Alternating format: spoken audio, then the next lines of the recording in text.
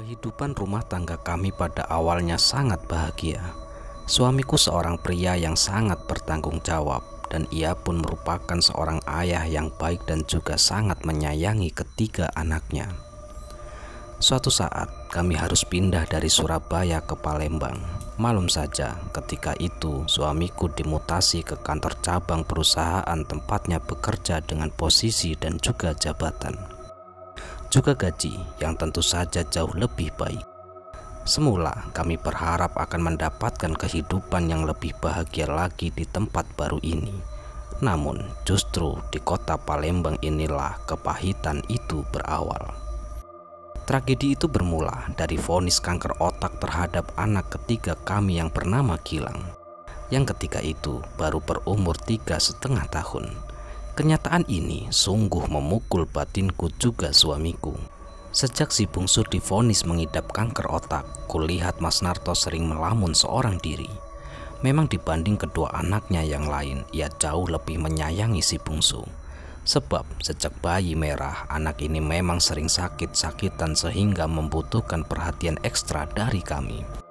Mungkin karena itulah tumbuh kasih sayang yang sangat besar dari kami berdua, terutama Mas Narto yang pernah menyebut Gilang sebagai anak yang akan memiliki banyak keajaiban. Sebab ketika aku mengandungnya, suamiku mengaku sering bermimpi ditemui seorang kakek bersorban putih mirip sosok seorang wali yang menitipkan anak padanya. Namun mimpi hanyalah mimpi, kenyataannya tetap berbicara lain. Meski biaya pengobatan si kecil ditanggung oleh asuransi kesehatan dari perusahaan tempat Mas Narto bekerja, namun karena penyakit yang diderita oleh Gilang relatif langka dan juga sulit disembuhkan, maka usaha kami membawanya berobat ke berbagai rumah sakit ternama di kota Palembang seperti hanya sia-sia saja. Bila sedang kambuh, si kecil sering jatuh pingsan dan kami tidak bisa berbuat apa-apa kecuali hanya membawanya ke rumah sakit untuk sekedar mendapatkan penanganan gawat darurat. Kami hampir putus asa menghadapi keadaan si bungsu. Puncaknya pada musim libur Hari Raya Idul Fitri di tahun 2005 silam, kami sekeluarga memutuskan mudik ke kampung halamanku di daerah Wonogiri, tepatnya di Provinsi Jawa Tengah. Di samping ingin berlebaran bersama keluarga, rencananya kesempatan ini juga akan kami gunakan untuk mencari cara alternatif guna mengobati penyakit si bungsu. Manusia hanya bisa berencana, sedangkan Tuhan juga yang menentukan. Itulah yang terjadi. Seminggu setelah tinggal di rumah orang tuaku untuk menikmati liburan, dan sebelum sempat kami membawa Gilang berobat secara alternatif, ternyata Tuhan telah memanggilnya terlebih dahulu. Gilang menghembuskan nafas terakhirnya dalam gendongan ayahnya. Kepahitan ini terjadi hanya 3 hari setelah Hari Raya Idul Fitri. Betapa berdukanya kami sekeluarga karena kepergian Gilang jatuh pada hari yang semestinya penuh dengan kebahagiaan. Apalagi malam harinya Gilang masih sehat dan bermain-main dengan kami. Baru menjelang subuh, tiba-tiba ia pingsan setelah lebih dulu kejang karena menahan sakit pada kepalanya.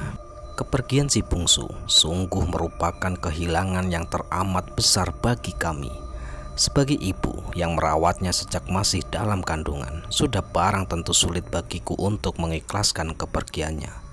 Mas Narto pun sepertinya merasakan hal yang sama, namun sebagai lelaki ia sudah pasti jauh lebih kuat jika dibandingkan denganku. Buktinya, walau masih dalam kedukaan karena masa lebaran yang sudah habis, maka itu setelah 7 hari kepergian Gilang, suamiku kembali ke Palembang untuk melakukan rutinitasnya sebagai seorang karyawan sebuah perusahaan swasta. Sementara itu, aku sendiri lebih memilih untuk tetap tinggal di rumah orang tuaku. Demikian pula dengan kedua anakku yang ketika itu baru duduk di kelas 1 dan 2 SMP.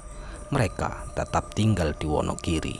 Bahkan karena kedekatan dengan kakek dan juga neneknya, kedua anakku ini lebih memilih pindah sekolah. Sejak kepergian si bungsu, hari-hari yang kulalui terasa sangat hampa. Berat pula bagiku untuk kembali ke Palembang, mengingat kedua putra dan putriku juga enggan untuk menyusul ayahnya pulang ke sana. Karena keadaan ini, pada akhirnya aku pun lebih memilih tinggal di Wonogiri. Suamiku cukup mengerti dengan pilihanku ini. Ia tahu pasti jika kondisi jiwaku masih sangat labil. 5 bulan berlalu sejak kematian si bungsu. Mas Narto masih rutin mengirimi kami uang untuk biaya hidup setiap bulannya. Di bulan ke-6, sesuatu yang tak pernah kuduga sebelumnya terjadi. Kiriman uang dari Mas Narto tak kunjung tiba sesuai jadwal biasanya.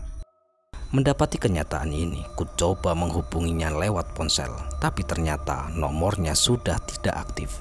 Ketika ku kontak lewat telepon kantor, pihak resepsionis malah mengatakan jika Mas Narto sudah mengundurkan diri sejak 1 bulan lalu. Berita ini benar-benar membuatku pusing 7 keliling. Mengapa suamiku mengundurkan diri dari pekerjaan dengan tanpa terlebih dahulu meminta pendapatku, atau setidaknya memberitahuku apa yang telah terjadi dengannya? Mengapa ia begitu berani mengambil keputusan yang sedemikian gegabah? Apakah ia sudah mendapatkan pekerjaan lain yang jauh lebih menjanjikan? Setumpuk pertanyaan itu tak pernah kudapatkan jawabannya. Sebab sejak ku terima berita itu, Mas Narto seolah-olah telah menghilang dari jagat raya ini. Tak pernah sedikit pun ku dengar kabar tentang dirinya. Berulang kali ku hubungi nomor ponselnya, namun yang ku dengar hanya suara operator yang mengatakan bahwa nomor tersebut sudah tidak dapat dihubungi. Betapa kecewa hatiku, sebab Mas Narto pun sama sekali tak pernah mengontakku walau hanya sekejap saja. Kemana perginya Mas Narto? Tak ada seorang pun yang bisa menjawabnya. Ia telah pergi tanpa pesan, meninggalkanku dengan 2 orang anak yang masih membutuhkan biaya hidup yang sangat besar, terutama untuk pendidikan anakku. Di tengah keputusasaanku, aku pun bertemu dengan sahabatku semasa SMA dulu. Ya, ia bernama Kirana. Waktu itu aku sangat surprise melihat keadaannya yang seperti sudah jadi orang sukses. Ia bisa mengemudikan sendiri mobilnya yang sangat bagus dan sangat mewah menurutku. Tak hanya itu, ia juga sudah menyandang gelar sebagai seorang hajah, dan ia pun nampak cantik sekali dengan balutan busana muslimah. Bagaimana ceritanya sampai kehidupan Kirana bisa berubah dengan sedemikian drastis? Padahal aku tahu persis bagaimana asal-usul sahabatku ini. Ia lahir dari keluarga petani yang sangat miskin. Bahkan sewaktu-waktu sekolah dulu ia sering menunggak SPP. Melihat kehidupan Kirana saat ini, terus terang saja aku merasa sangat iri kepadanya. Sahabatku ini seolah-olah bisa membaca perasaanku. Buktinya 1 minggu setelah bertemu dengannya, ia pun mengundangku untuk datang ke rumahnya. Ketika aku sampai di rumahnya, kekagumanku padanya semakin besar saja. Bagaimana tidak, kulihat rumah Kirana yang begitu megah dan juga cukup mewah menurut ukuranku. "Kemana suamimu, Nak?" tanyaku ketika itu saat melihat suasana rumah yang sangat sepi. Kirana hanya tersenyum sembari menyuguhkan cemilan di hadapanku. "Aku sudah 5 tahun menjanda, Is." Mendengar jawabannya, aku pun merasa sedikit tak enak hati. Namun Kirana seperti tidak merisaukan pertanyaanku barusan. Nyatanya ia segera menyambung penjelasannya. "Suamiku selingkuh, Is. Jadi kupikir mending bercerai saja. Lagi pula sekarang ini keadaan kan sudah cukup mapan. Karena itu meski mantan suami sering memintaku ingin kembali, tapi dengan tegas selalu kutolak. Apalagi kedua anakku juga sudah besar. Mereka tidak pernah menanyakan bapaknya. Ya beginilah kehidupanku, Is. Dan aku merasa cukup bahagia meski tanpa suami. Oh iya, bagaimana keadaan rumah tangga kamu, Is?" Karena ditodong pertanyaan seperti itu, akhirnya tanpa tedeng aling-aling ku ceritakan bagaimana porak-porandanya keluargaku. Sebagai sahabat, sepertinya Kirana sangat tersentuh ketika mendengar ceritaku. Ia berkata setelah menyimak ceritaku, "Aku ini tetap sahabatmu, Is. Karena itu aku juga ingin melihatmu hidup bahagia. Masalahnya, apakah kamu itu mau melakukan solusi yang akan kuberikan? Dan apakah kau akan mempercayainya?" "Seperti apa solusi yang kau tawarkan itu, Nah?" Aku pun balik bertanya. "Kamu harus menikah dengan Cina." Betapa terkejutnya aku ketika mendengar jawaban dari mulut mungil sahabatku ini. Bagaimana mungkin Kirana yang sudah menyandang titel sebagai seorang hajah itu sampai tega hati menawarkan solusi sesat itu kepadaku? Seolah-olah bisa membaca keterkejutanku, Kirana buru-buru menyambung ucapannya sembari tersenyum. Kau jangan buru-buru berpikiran negatif. Kamu pasti menyangka ini semacam pesugihan, bukan? Sama sekali tidak, Is. Menurutku ini halal. Kau akan dinikahi dengan makhluk itu secara Islam. Selama kau menjadi istrinya, jin itu akan menafkahimu secara lahir dan batin. Bila kamu sudah merasa punya cukup modal, kamu bisa bercerai dengannya. Dan yang paling penting, Is, ritual ini tidak ada tumbal macam-macam. Asal kamu tahu saja, aku bisa seperti ini juga karena melakukan ritual itu. Setahun lalu, aku minta cerai sebab aku sudah merasa punya cukup modal untuk berusaha sendiri. Jin itu bersedia menceraikanku, dan sekarang hidupku tenang sebab aku juga bisa menjalankan ibadah, Is. Setelah mendengar penjelasan Kirana seperti itu, aku pun mulai tertarik untuk mengikuti jejaknya. Terlebih lagi kehidupan saat itu memang sangat susah. Bapakku yang selama ini menjadi tulang punggung keluarga sudah berhenti bekerja karena penyakit diabetes yang merongrong tubuhnya. Belum lagi aku juga harus memikirkan biaya sekolah dan juga masa depan kedua anakku. Walau bagaimanapun, mereka tetap harus terus sekolah dan kuliah sampai ke perguruan tinggi. Dengan kedua alasan tersebut, akhirnya aku pun meminta Kirana untuk mengantarkanku ke rumah orang pintar yang katanya sudah biasa memandu ritual kawin dengan jin itu. Singkat cerita, Kirana mempertemukanku dengan Ki Wongso. Begitulah beliau disapa, paranormal ini yang biasa menikahkan manusia dengan jin. Setelah mendengarkan penjelasan tentang keinginanku yang disampaikan oleh Kirana, Ki Wongso mengaku bersedia membantu. Namun aku diminta untuk mempersiapkan semua kelengkapannya, seperti apel jin dan berbagai sarana lain untuk keselamatan ritual perkawinan itu nantinya. Kirana bersedia membantuku menyiapkan semua keperluan ini.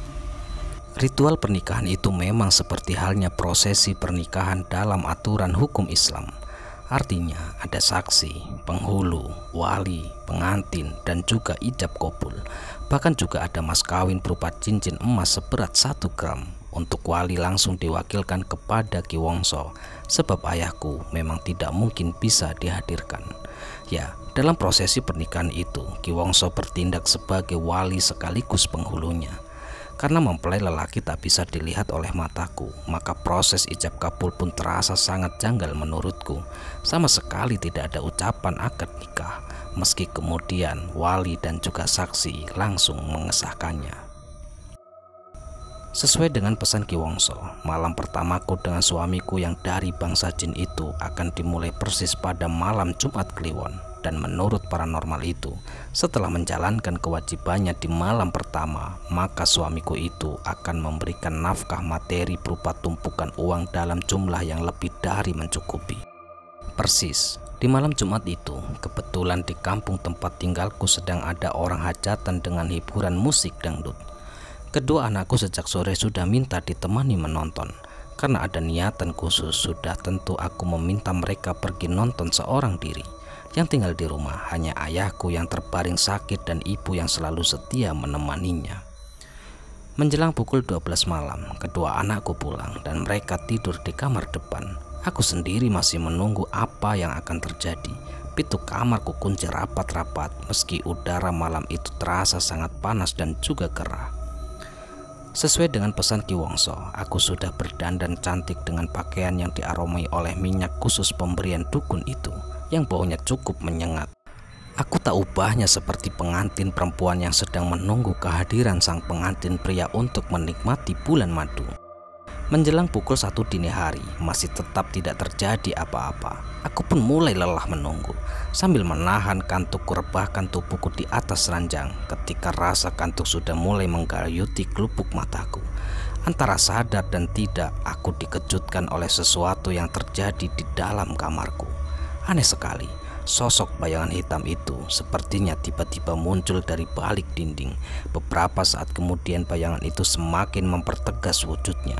Ya, seorang lelaki tinggi besar, berbadan hitam dan licin berkilat. Dan yang sungguh aneh, dia sama sekali tidak mengenakan pakaian walau sehelai benang pun.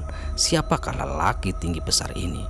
Apakah dia sosok jin yang telah sah menjadi suamiku? Mengapa sosoknya sedemikian mengerikan? Padahal Kirana mengatakan suamiku ini sangat tampan. Apakah ia benar-benar sudah membohongiku? Berbagai pertanyaan itu mendera batinku. Kulihat lelaki itu berdiri sambil memandangi tubuhku. Kemudian pelan-pelan ia menunduk dan tangannya menyentuh pipiku.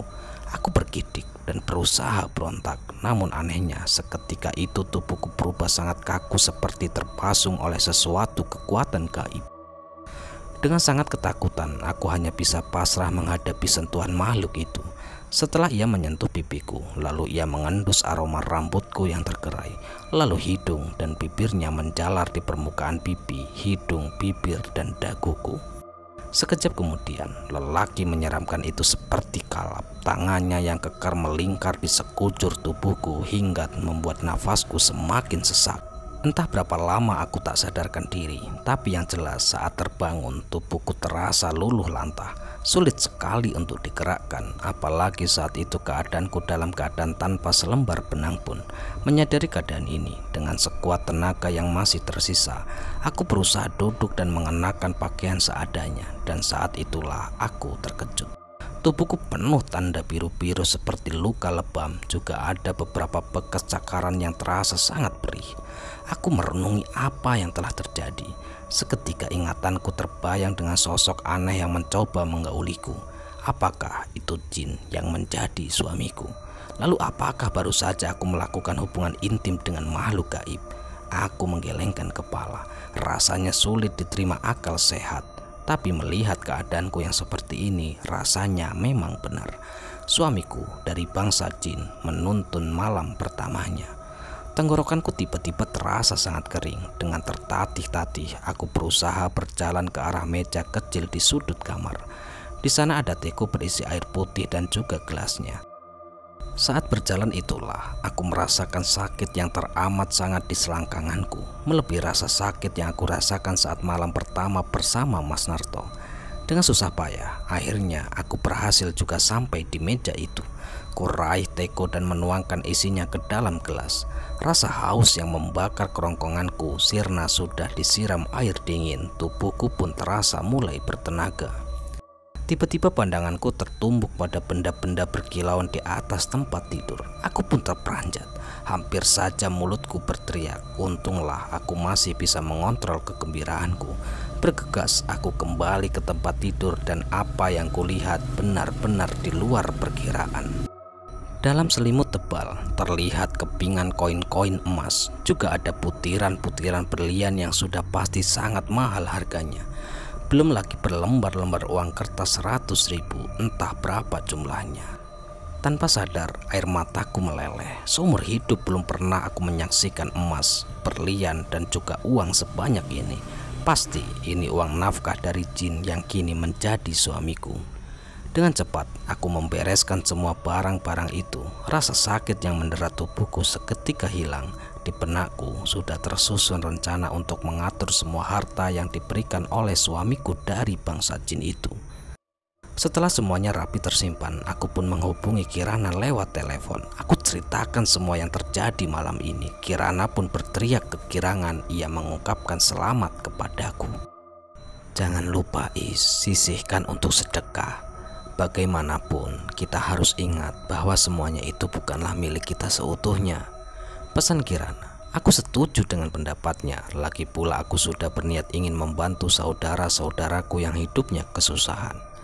Yang terpenting adalah mengobati penyakit bapak, merenovasi rumah dan tabungan untuk pendidikan anak-anakku. Tapi ada satu hal yang menjadi pemikiranku. Bagaimana aku bisa menjelaskan kepada orang-orang dari mana kekayaan yang aku dapat dengan tiba-tiba ini? Katakan saja dariku, orang-orang pasti percaya. Nanti akan kukatakan jika kamu dulu pernah memberikan saham kepada usahaku dan baru sekarang menikmati hasilnya. Saran Kirana, aku setuju dengan alibi yang dirancang sahabatku itu, dan rasanya aku pun harus berpikir untuk memulai usaha agar bisa menutupi asal muasal harta dan kekayaan yang aku miliki saat ini. 2 minggu berlalu, meskipun begitu, perubahan drastis terjadi dalam kehidupan keluarga kami. Perlahan-lahan, merenovasi rumah sedang berjalan. Juga pengobatan untuk bapak, aku membelikan ibu perhiasan emas. Selama ini belum pernah aku menyenangkan orang tua, hatiku pun terasa sangat bahagia. Walaupun semua ini aku dapatkan dari menjalin pernikahan dengan bangsa jin. Tak lupa aku mendatangi Ki Wongso dan memberikan uang dalam jumlah yang banyak. Namun paranormal itu menolak. Menurutnya ia tidak boleh menerima terlalu berlebihan, bisa-bisa jin itu nanti marah kepadanya. Dan aku tidak mungkin memaksanya, namun tetap saja aku ucapkan ribuan terima kasih kepada Ki Wongso. Aku hanya perantara saja, kalianlah yang menjalani. Tapi ingat, jaga hubungan baik dengan jin itu. Jangan pernah kau tertarik pada laki-laki dari bangsa manusia. Bisa-bisa dia marah dan menimbulkan keributan. Jelas Ki Wongso, aku mengerti apa yang dimaksudkan paranormal itu. Seperti manusia juga, bangsa jin memiliki rasa cemburu jika kekasihnya selingkuh.